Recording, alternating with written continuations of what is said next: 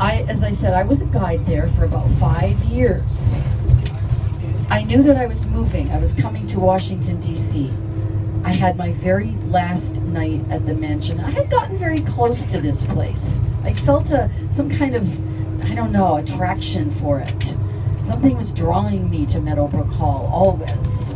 My very last night, I was placed up in the bedroom of the mistress of the home. Her name was Matilda Dodge. Matilda had a gorgeous bedroom. It was huge, and it was all done in the style of Marie Antoinette, with bed curtains of gold and beautiful furnishings and mirrors and pink carpeting throughout.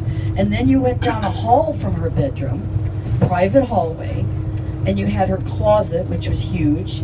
You had her shoe closet, which was huge. You had more dressing areas. You had the bathroom, and you had a sitting room. And I always imagined her going into that sitting room every morning. There was a sweet French-style desk there, and where she would perhaps sit, and the maid would bring her tea, and she would look over her agenda for the day and maybe make some notes, and sit there and wait for her clothing to be brought for her, what she would wear that day, and just start her lovely day as a very wealthy woman, who also, of course, had had a sad life. Her husband had died. Her first husband had died of the flu. Her son Danny, remember, had died of the dynamite blast. She also had lost a little 5-year-old girl named Margaret who had gotten the measles, and Margaret died of the measles. We used to lose kids to that disease all the time. So she'd had a very sad life. But anyway, she would be sitting there in the morning in that room. Well, my very last day, no one was around. Not a soul was there on that whole second floor. I had it all to myself. And I walked down that hallway, and I went into that room where her desk was.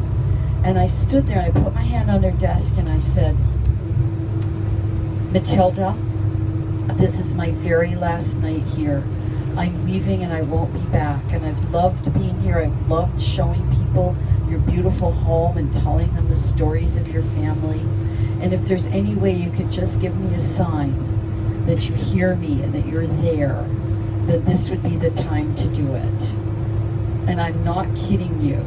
You know how like in the old horror movies you'd hear like clanking chains and like a wrench hitting a pipe or a old radiator or something? Well, down from deep within the walls below that room, for the first time I had never heard a sound. I heard like a metal clanking, like a wrench hitting the pipes. Bang, bang, bang. And I'm like, Matilda, is that you? Bang, bang, bang. And that was it. And I'm like, thank you, Matilda. Sleep well. Bye-bye. I know it was her. I have no doubt.